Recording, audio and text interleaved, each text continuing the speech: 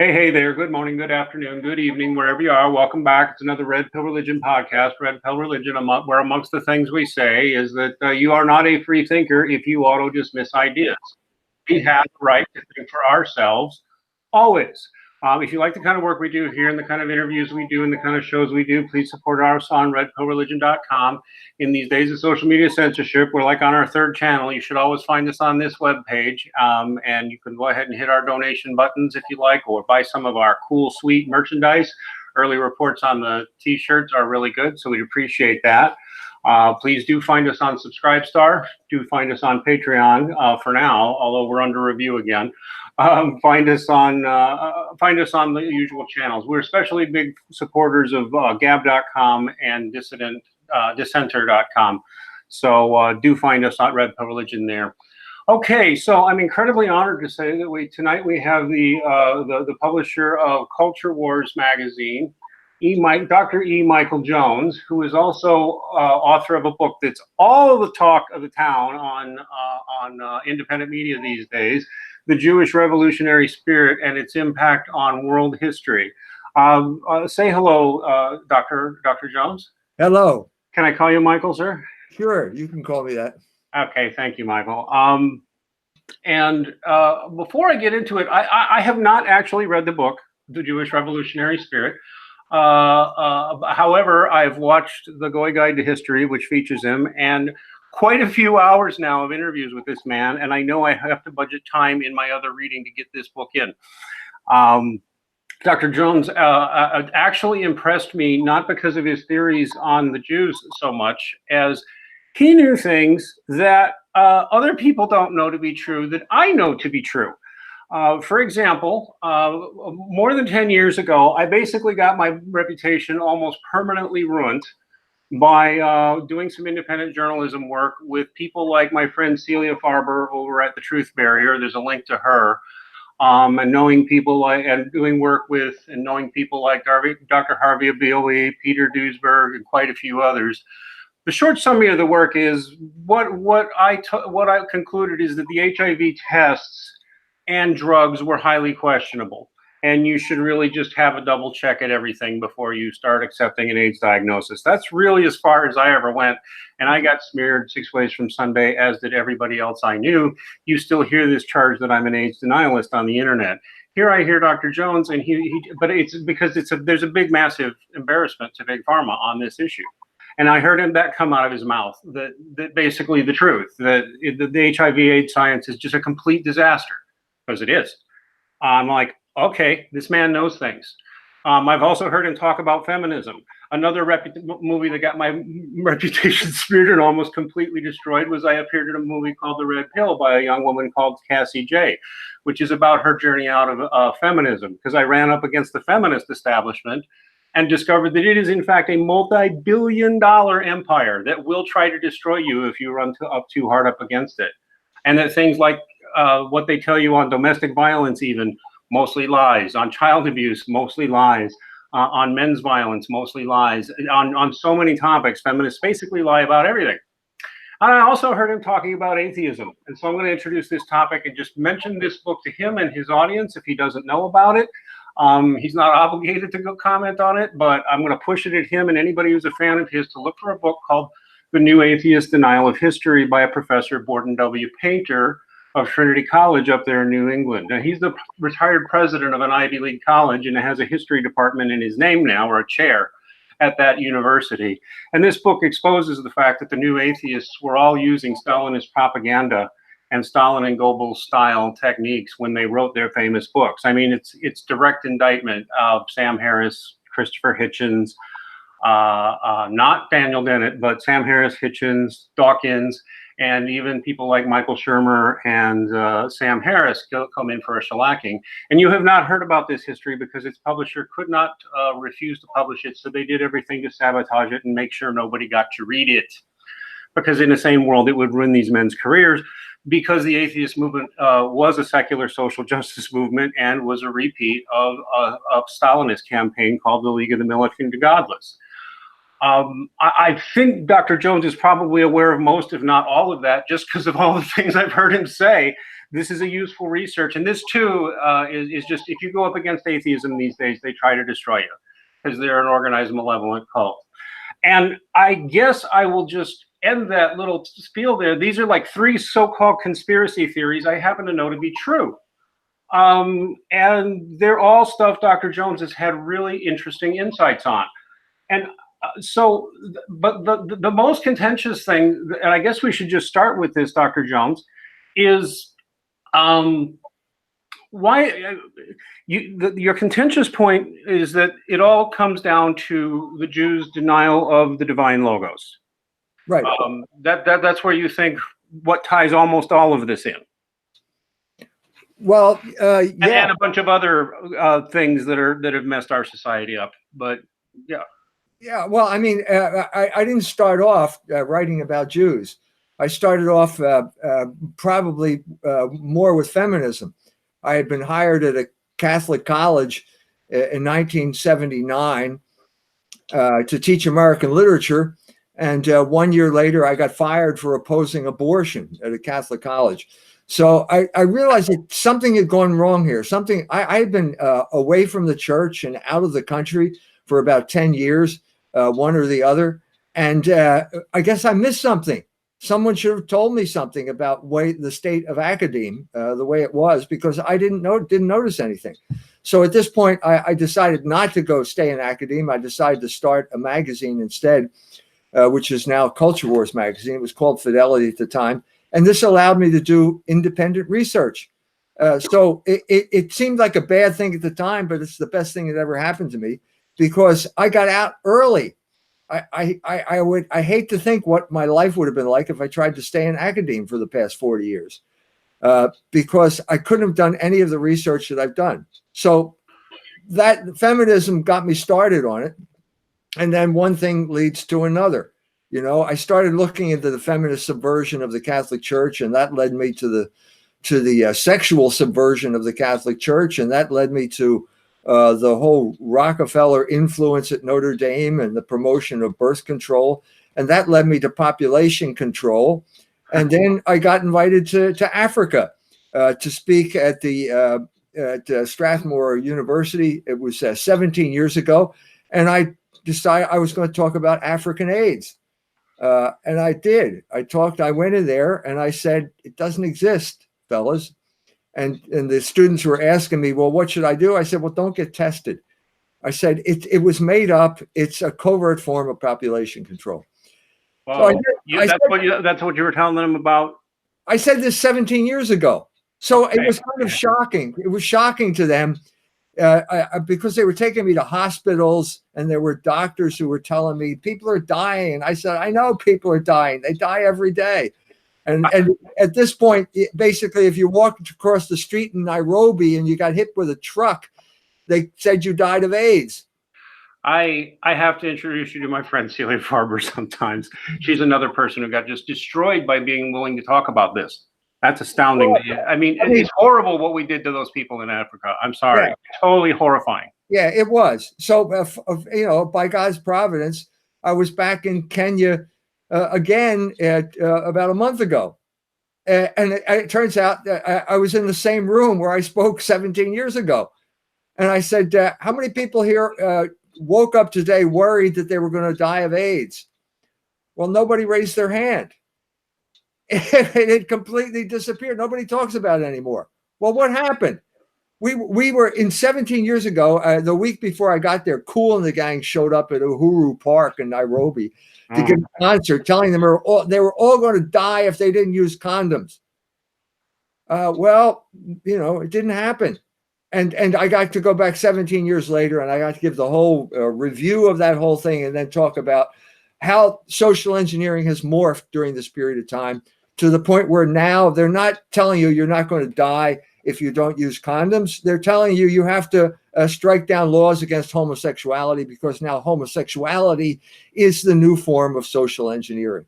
Which used to be supposedly the primary vector of AIDS, which, right. By the way, there was always reason to even question that one. So it was something miraculous happened over this period of time, largely because in 1984, Margaret Heckler stood up and announced that they found the cause of AIDS, and they said it was a virus. a virus called, it came to be known as HIV, human immunodeficiency virus, when before that, everybody knew it was a lifestyle disease associated with homosexuality. I'm going to briefly interrupt you just because I'm always I'm literally afraid to tell people these things because they treat me poorly. So I've got a guy on my side. I'm going to recommend a movie that it's not perfect, but if you want to get an introduction to everything that's wrong with everything on the whole big pharma HIV AIDS thing, look for a movie called House of Numbers. You'll find it's interesting. This is a suppressed film. You can't get it on Amazon except in DVD form. You search the internet for it. Basically, people put up free mirrors of it that go up for a little while and then get censored. This movie is really hated. Yeah, just like Borden Painter's book, they go out of their way to suppress anything about this book or this guy. This movie, same way. Everything they said about HIV and AIDS is unbelievably dodgy on the science. I'm not even telling you what I think HIV is or does because I'm not qualified to tell you. I'm telling you the science is so bad, it's postmodern. And nobody should trust their own HIV diagnosis until they've quadruple checked themselves and looked at some of this other material. Thank you for being willing to just speak bluntly about that, sir, because I think a lot of people have died unnecessarily.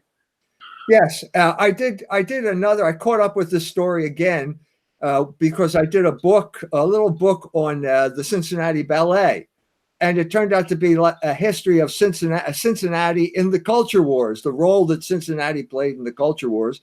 And I did this because my son and his wife were dancing for the Cincinnati Ballet, and basically I wanted to talk about ballet and how people were being pressured into acting like homosexuals, even if they weren't homosexuals.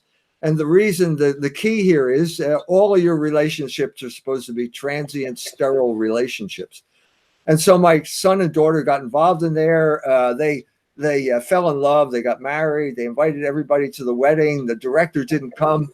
And then she fired my son and promoted my daughter-in-law as an assault on the family. And as a result, my daughter-in-law got pregnant and inspired other ballerinas. Four ballerinas got pregnant all at the same time. Something never happened in the history of the ballet, all because of a kind of protest against the world that they were pressured to conform to, which is basically the homosexual lifestyle, even if you're a heterosexual. But the point I'm trying to make here is that Cincinnati became important in the culture wars around 1990 because they had an exhibit there by a man named Robert Mapplethorpe, who was a photographer. And this was the cutting edge of a lot of different things. It was a cutting edge of obscenity at this point. It was a setup because they knew that Cincinnati had a Catholic conservative population. They wanted to have an obscenity trial, and they got one. And basically, it was acquitted, and it was considered a great victory for free speech. Now, Mapplethorpe was dead at this point. Now, Mapplethorpe was famous. He had a significant role to play because he was the one who created the image of the heroic homosexual. Before that, nobody had an image of a homosexual. And we all had these experiences we had of, like, when I was a young man hitchhiking and being picked up by these creepy guys in the middle of the night. And I'm just trying to get out of the car, you know, that type of thing. Well, he changed all that. He became, in many ways, the world's most famous homosexual. And then the whole AIDS scare broke out. And he was afraid that he was dying of something or other. And so he decided to go to the doctor. And at this point, a lady by the name of Matilda Krim entered the scene. And she became the head of the major AIDS organization. And their great blow, their great crusade was to legalize AZT. Well, AZT killed all these people. So you said out loud what actually some people in the establishment have all but admitted to. Well, AZT killed people. It was horrifying. It killed all of these homosexuals. So this lady eventually went on to get the Medal of Freedom from Bill Clinton, probably because she had slept with Lyndon Johnson. But her claim to fame was that she had was a great crusader for the rights of homosexuals and getting them the medicine they need. No, she killed them all. She was the one that fast-tracked AZT, and AZT killed all these people. It has been admitted that if you dosed anybody with AIDS today with the levels of AZT or AZT as they call it, with with what they were giving the early AIDS patients, it would be criminal malpractice. The drug is incredibly lethal. It's lethal. They have directions about what to do. You have to call the hazmat team if you spill it on the floor, and you're injecting it in these people. And so what you had here was examples of Arthur Ashe. He died. Oh God, he killed himself. He didn't die of AIDS. He died of AZT. Or you have Magic Johnson, who is test HIV positive, and so he goes to the doctor. He says, "This is making me feel terrible. I'm not taking it anymore," and he's alive today. I mean, can you verify that story? That he's alive today? Yes. Or that he doesn't take the drugs. I don't know if he's ever admitted that, because I remember we publicly challenged him on it, and he was completely evasive on the question. But he sure don't look like a guy who's been taking HIV and the H cocktails. He really don't. That's all we're saying. That's all I'm saying.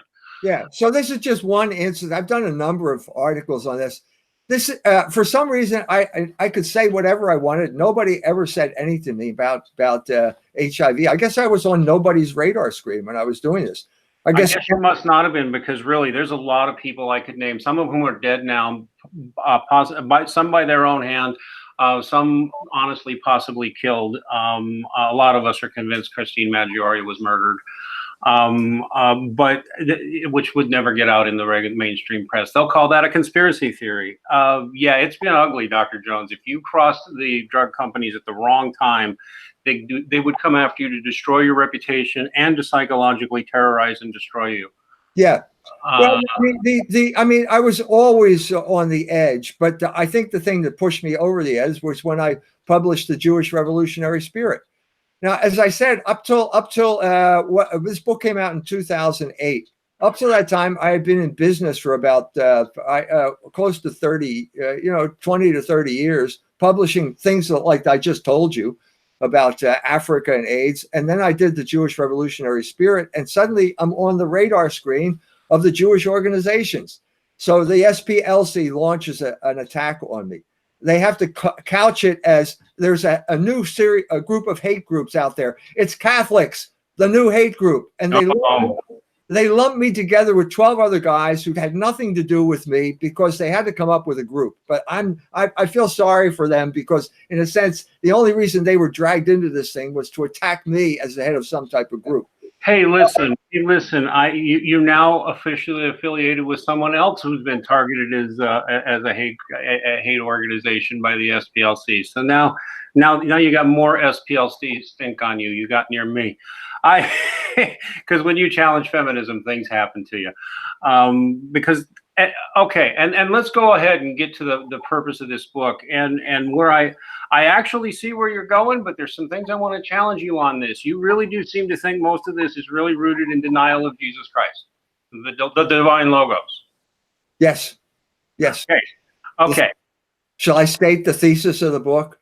Well, let me just say, in every discussion we had here, while not all the people at the top of these things, all these weird so-called conspiracy theories that are true, there's a lot of J people in there. They're not all J people, though. I mean, we'll stipulate that. I'm sure Dr. Jones won't dispute it. So go ahead, state the thesis of the book, sir. The Jews were God's chosen people. At the right time, God sent his son as the Messiah, Jesus Christ as the Messiah. He came to this earth in the flesh. And the Jews had to either accept him as the Messiah or not, because God gave them all free will.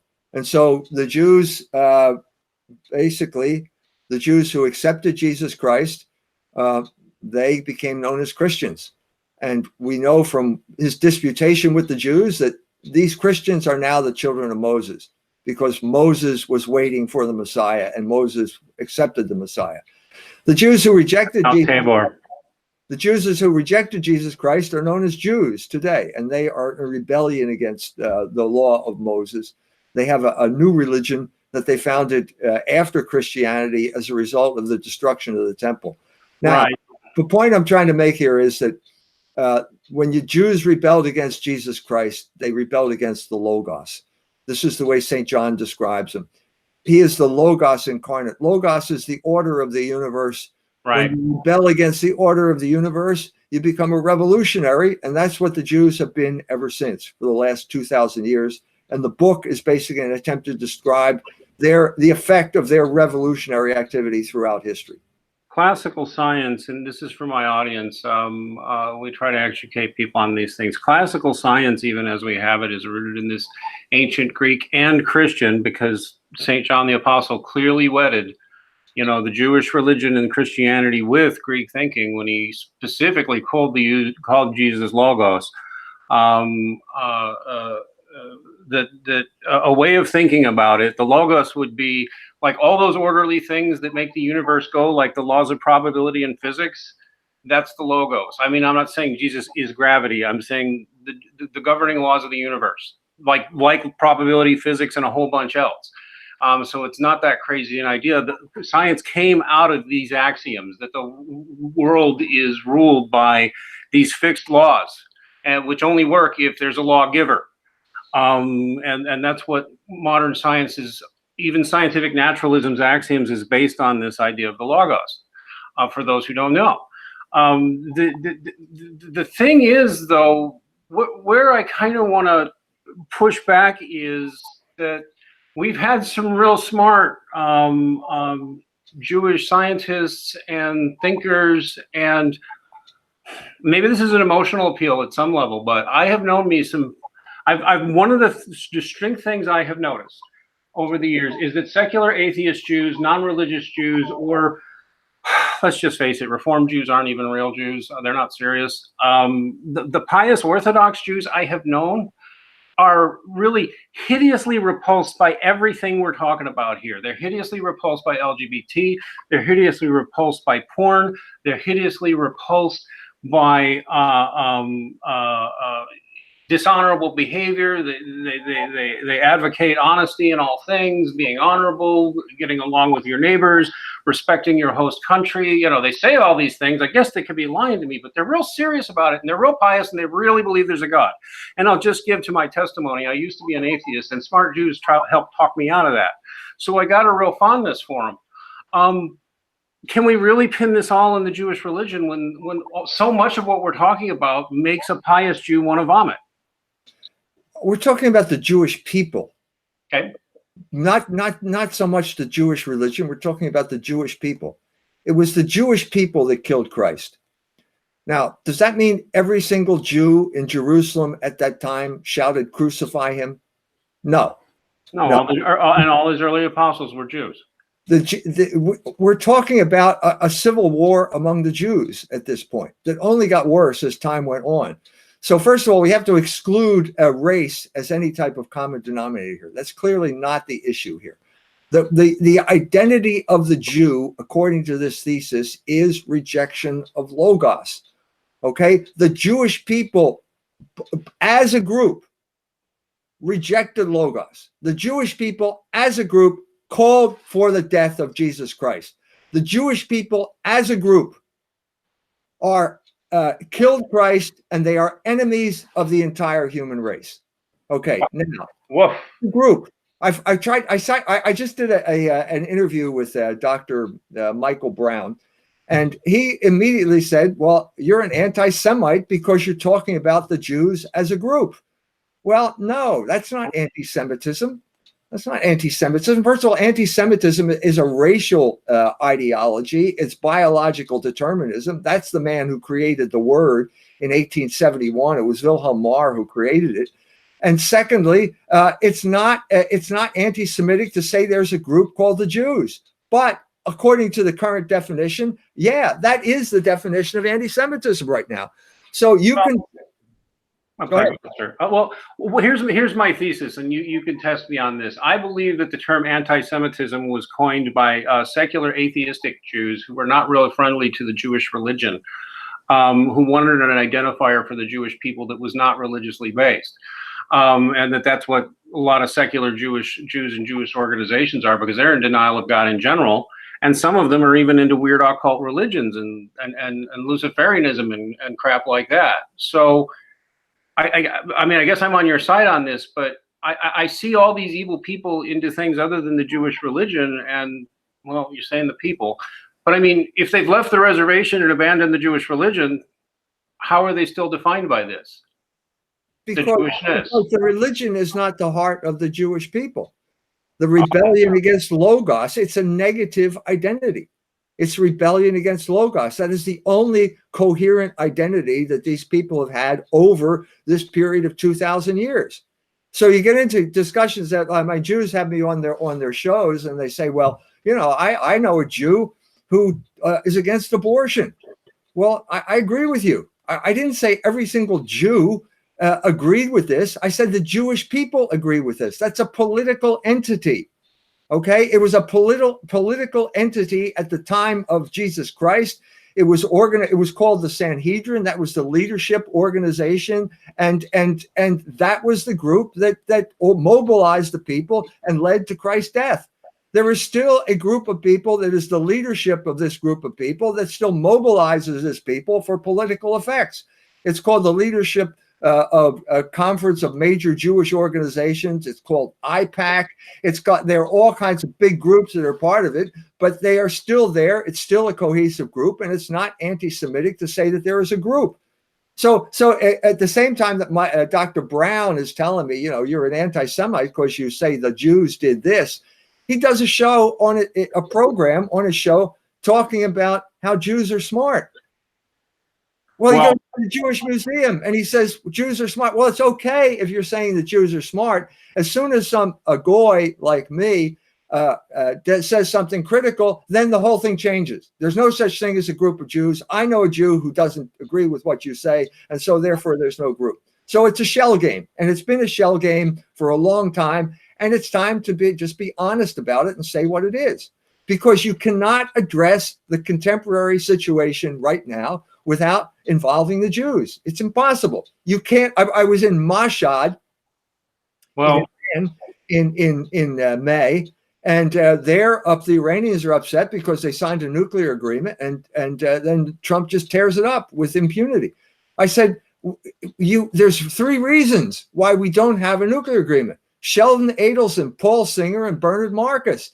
If you can't name these people as the cause of the thing, if you can't say the Jewish interests are involved in taking over and commandeering our foreign policy, you can't talk about anything of value when it comes to foreign policy. You cannot. It's that simple. All right. What do you think about this as something of an alternative hypothesis, which still would involve the Jews? I actually think denial of God in general, or any idea of God, i.e. ideological atheism, is probably the most dangerous ideology. And we see when Jews abandon any idea of God, or when Christians like Stalin, or even people from a Buddhist background like Mao go atheist, and go into complete denial of God, that's when they become really dangerous. And it seems to me like maybe I'm in denial or something, or missing something, but the pious observant Jews seem like the ones who are the least likely to be a problem. It seems to be the ones who go off the reservation, just like Christians like Stalin who go after the reservation, become atheists, deny God, and mayhem ensues. Well, when I said that in Mashhad, there was Rabbi David Weiss sitting across from me at the table across from me. He's a Jew who's a member of Neturei Karta. Neturei Karta does not believe in Zionism. They hate the state of Israel. They think it's an abomination, and they're working to get rid of the state of Israel. Well, does that mean that there are no Zionists? Well, no, Zionism is a secular ideology, though, is it not? Zionism is a very secular ideology. I'm saying, yeah, Zionism is a secular ideology. But I'm saying just because Rabbi David Weiss is against it doesn't mean that there's no such thing as Zionism. It doesn't mean that Zionism controls our America's foreign policy. I said there at the meeting, I said, if all the Jews were like Rabbi Weiss, we probably wouldn't be here. we wouldn't have a problem. But that's not the case. And if you ask the question, well, why is it not the case? Well, the answer is the Jewish revolutionary spirit. That's why. That's what I'm trying to describe. This is the heart of the Jewish people. It is their rebellion against Logos. That's what's driving history at this moment. I will, by the way, just to shout out to the audience, to our friend Rabbi Yehoshaphat Oliver, who we had on Saturday night to talk about some of these things. Folks, I mean, I will say this, and I know Dr. Jones will probably agree. There's no justification for harming the Jew, and there's no justification for mistreating the Jew. And I remind you of what I just said. You find Jews pushing, anti-Christian hate. Well, there's Jews who don't do that. You find Jews involved in pushing homosexuality. There's Jews who want to vomit at that. We can talk about all those things, but you can't deny the existence of an awful lot of people with names like Steinem and just Jewish name after Jewish name after Jewish name on feminism, Jewish name after Jewish name after Jewish name on LGBT activism, the ideological kind, not the compassionate kind, because I do advocate compassion towards gays, not mistreating them, but that's another topic. You find them everywhere. And your thesis is, I mean, maybe you would say that they grew up in a milieu that, if it started religious, was still rooted in denial of Christ, or denial of the Logos. And then even if they're not observant, that's just part of the self-identified Jewish culture and everything they do now. Well, I mean, everybody's culture has gone down the drain over the past, I don't know, what do you weigh, 70 years? Oh, that's sure. Where I am. I mean, so the Jews who, I mean, I know Judith Reisman, who, exposed Kinsey and the pedophilia there and so on and so forth. And she talked fondly about growing up as a Jew in New York in the 1930s. Well, those days are gone, and everybody's culture has gone down the drain. And the problem is that it was largely the result of Jewish revolutionary activity that destroyed this culture.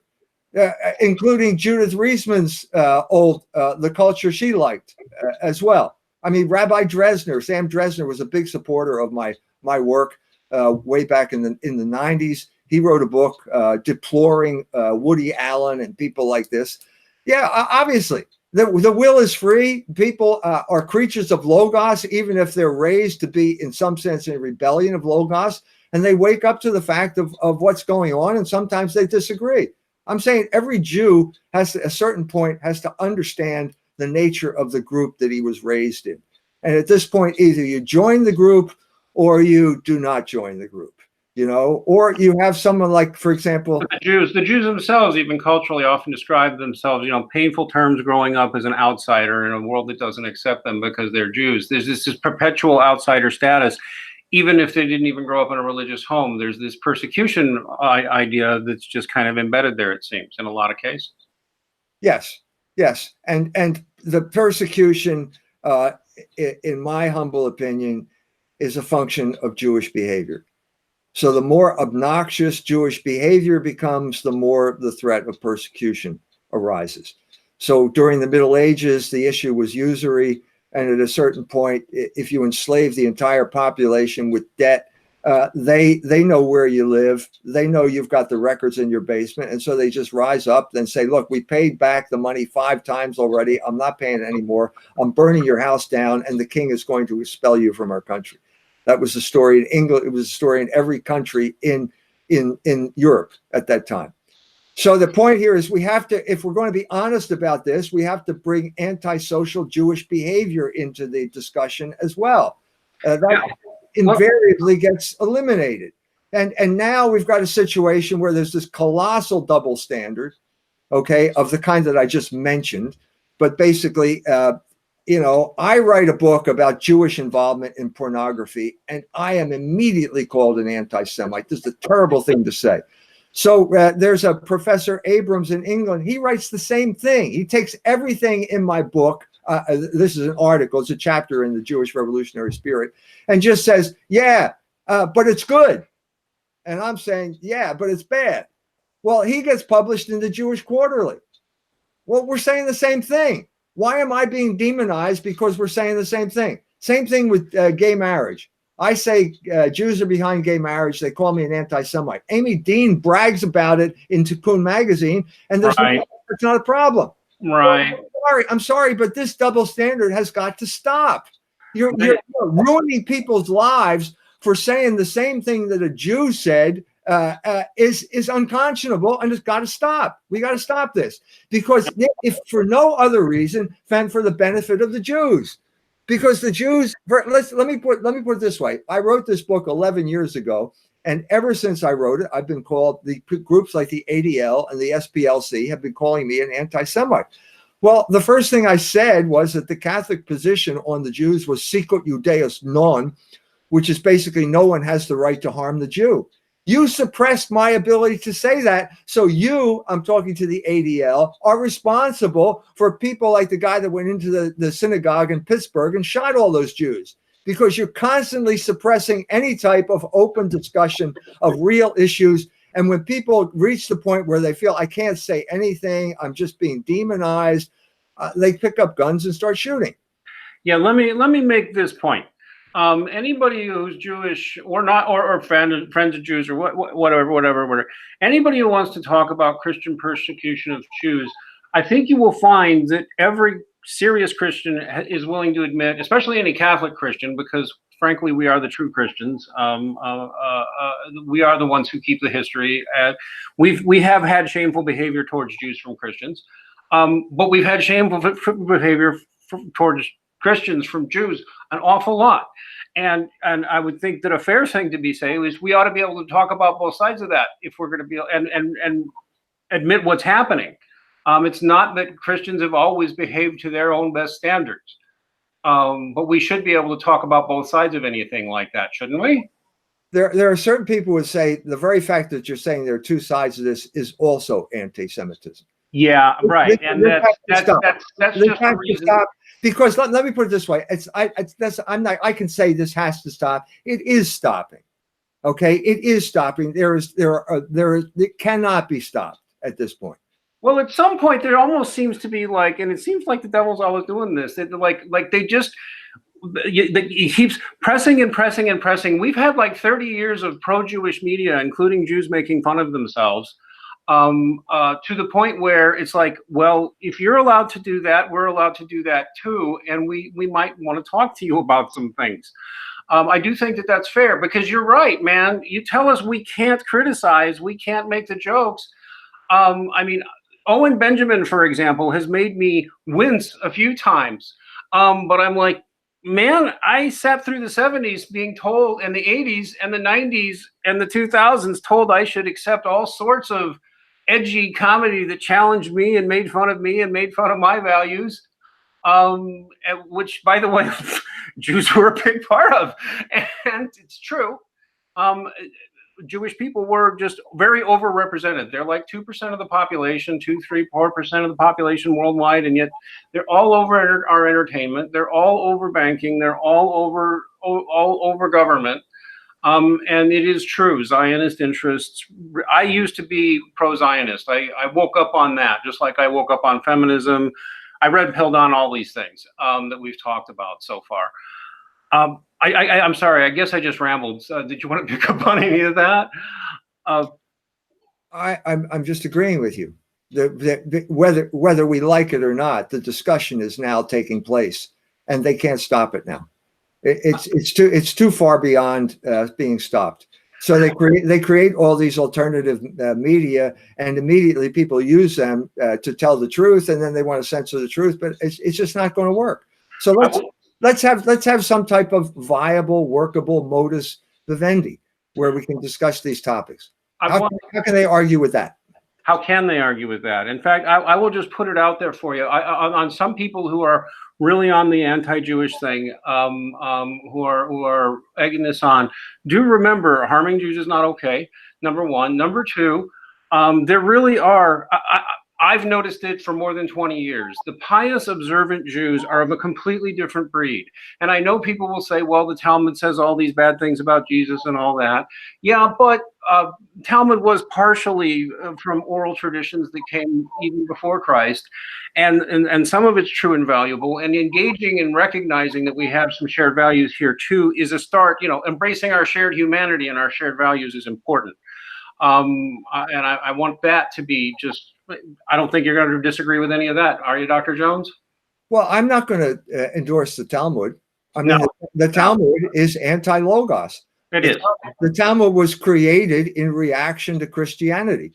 The Palestinian Talmud came out 300 years after Christ, and the Babylonian Talmud came out 600 years after Christ. Everything I know that there was an extant Jewish oral tradition, and some of Christian tradition is based on that. And we're talking about the codification and publication of these books.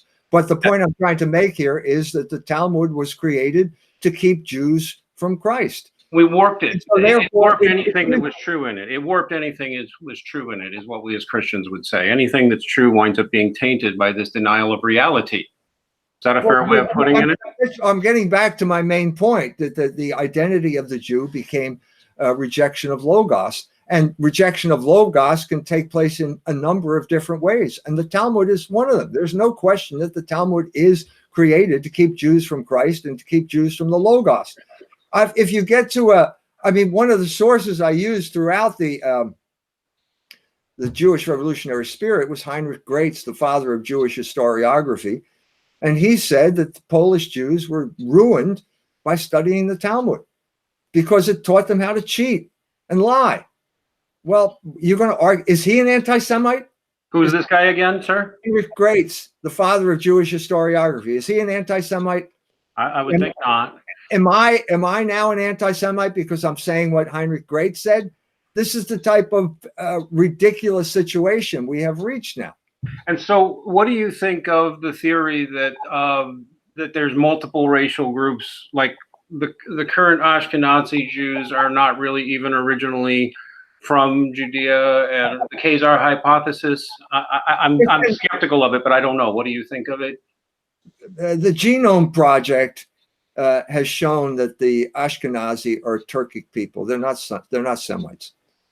So that just destroys the whole theory that there's some type of racial continuity between Moses and the Jews today. It doesn't exist. I've seen at least one source try to dispute that one, but I'm not going to get in the middle of it. Huh? Well, it's the Genome Project, so you can argue with the Genome Project.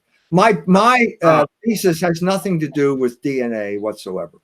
Because right. So it has to do with the Jewish identity is in denial of Jesus, the denial of truth. Because, by the way, for the audience, if you don't understand, the very idea of truth, people will say Jesus is truth. That's because the Logos, without the idea of the Logos, you can't say what is true. The Logos defines what is true. The Logos is the order of the universe. And the Greeks had an understanding of the order of the universe that was kind of static. I mean, geometry was their creation. Geometry is obviously a manifestation of some type of understanding of the order of the universe. Of the mind of God, yep. That's right. And so, and they had a very, they struggled to try and figure out what God was because they didn't understand creation. Aristotle felt that the world was eternal. And because he felt it was eternal, he confused time and causality. And the result was that he didn't have a clear understanding. He had a notion of God as the uncaused cause and the unmoved mover. He was perfect. He lived in eternity. And so why did he need us? And that was a problem. And then Plato came along and said, well, no, God is the demiurgos. He's the worker for the people. He created the world. He's intimately involved in time. He's intimately involved in our lives, but then he's not eternal. Well, then so you have a choice here. Is he good or is he powerful? And this is what the riddle that Christianity solved when St. John wrote the gospel in Greek, because what he did in effect was say that he honored the Greeks for their honest efforts to come to understand the world and the world that we lived in and the rationale behind it. And the word they used for that was logos. And so he came and he said, In the beginning, there was Logos. Yeah. There's been a time when there wasn't Logos. There's never been a time when there's emptiness and chaos, which was all the oldness. Fundamentalist Christians, Bible thumper Christians, you need to be listening. It is those of you who disparage Greek philosophy as having anything to do with Christianity, you are fools. Speaking without instruction, because it's the use of that word logos, which is traditionally translated as word in English, but it is literally logos. Just is was packed with so much powerful meaning for its Greek-speaking audience, which is who it was written for. Everybody knew what he meant. It would be ridiculous to say that that was not what he meant. And I've heard some fundamentalist type Christians just get mad and they don't want to hear this, but well, they don't know what they're talking about. Yeah, God honored the attempts of natural reason. It wasn't perfect. In many ways, it wasn't successful, but it was an honest attempt to understand it. And John, by writing the gospel in Greek, said, we respect what they did, and we're using their terms. And these terms are good, and they help us to understand it, but we need to take it to a higher level. And Logos is God. That's the third sentence of St. John's Gospel, and Logos is God.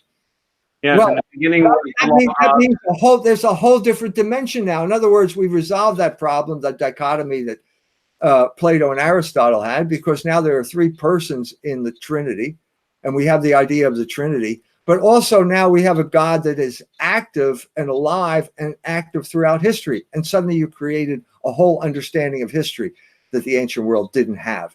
So it was a turning point in human history. And the Jews, by rejecting Jesus Christ, have been on the wrong side of history for 2,000 years. That's not to say they haven't been caused problems. They have caused problems, but it's been these revolutionary movements that are constantly disrupting the spread of Logos in the world that has caused so many problems. To give everybody the quote, if it was the original Greek, if it was rendered properly, it was instead of in John, the Gospel according to John, chapter 1, verse 1, traditionally says, "In the beginning was the Word, and the Word was with God, and the Word was God."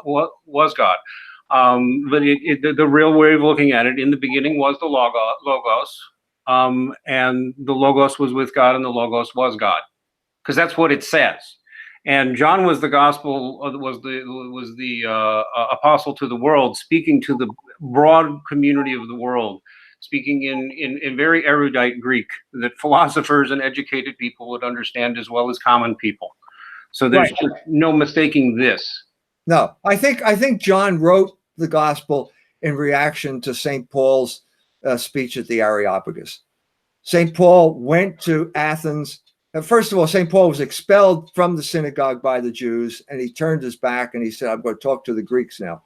So he goes to the Areopagus left Ephesus, where there was idol worship, the cult of Diana. The silversmiths made money by creating little idols.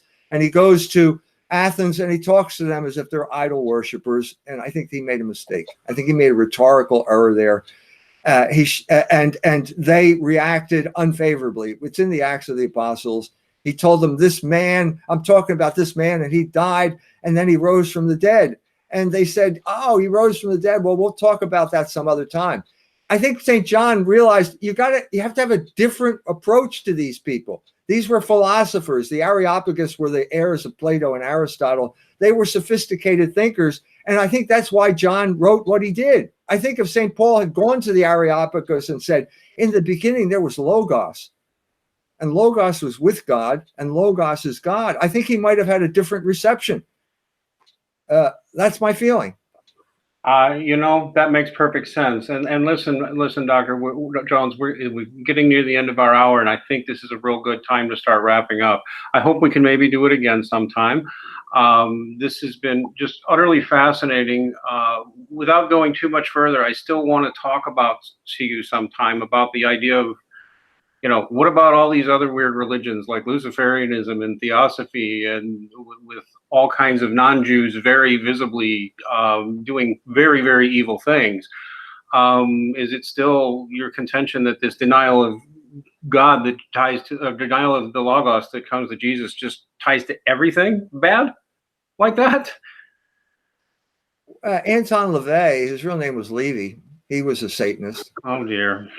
I can go down any number of different paths here. Okay, I tried primarily to talk about revolutionary movements.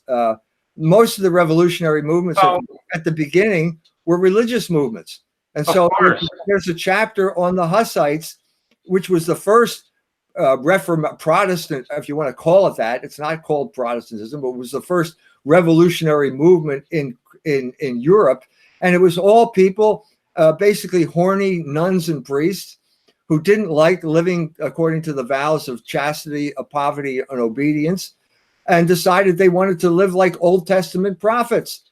And the Jews loved it, and the Jews were there helping dig the trenches during the Hussite rebellion in Prague.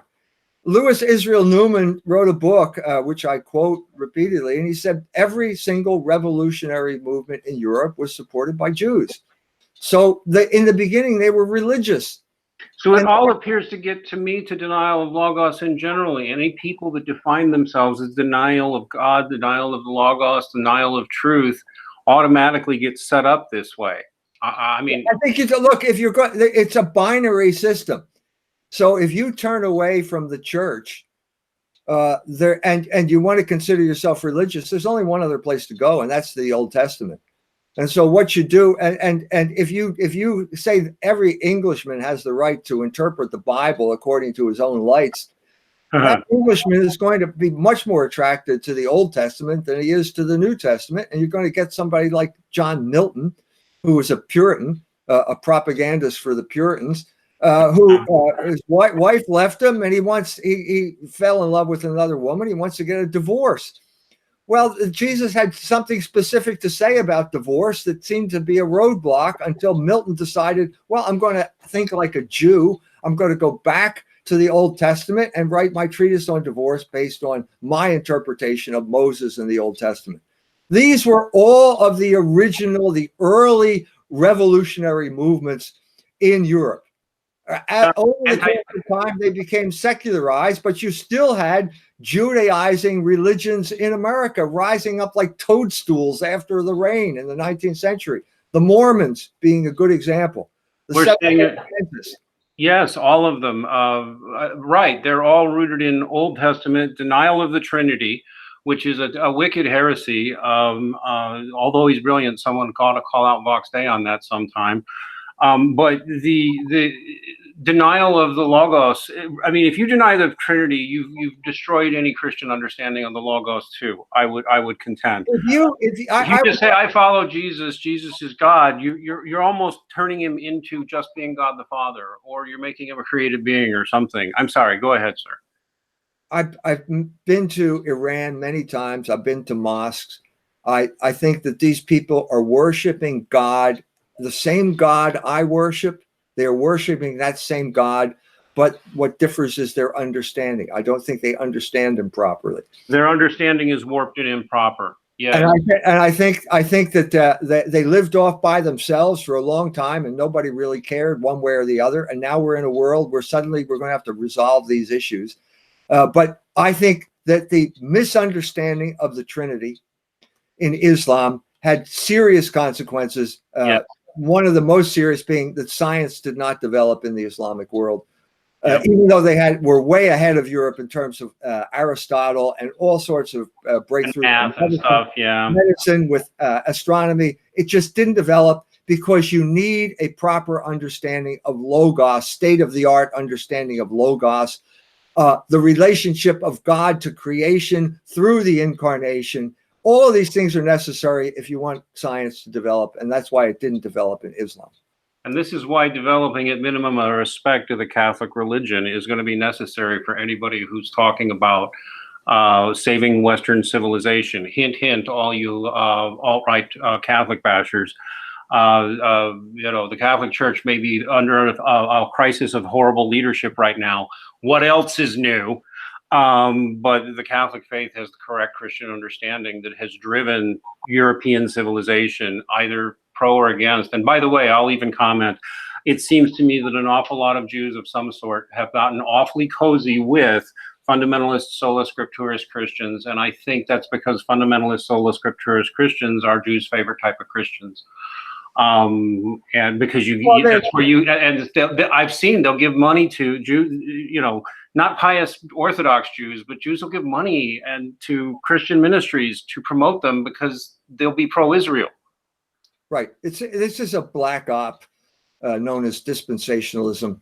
It was the Schofield Bible. It was promoted by Jews in New York who understood that the fundamentalists were weak in this area and they could be dragooned into supporting the Zionist cause. And that's what it is. That's what it is today. That's what Jerry Falwell, the late Jerry Falwell, did for a living. And that's why Menachem Begin gave him an airplane so they could fly around and spread this distorted understanding of the gospel.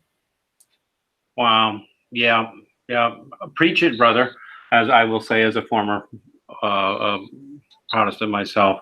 Well, this has been utterly fascinating. Everybody, there was a couple of things I didn't get to. Maybe we'll get to them another time. Maybe we won't.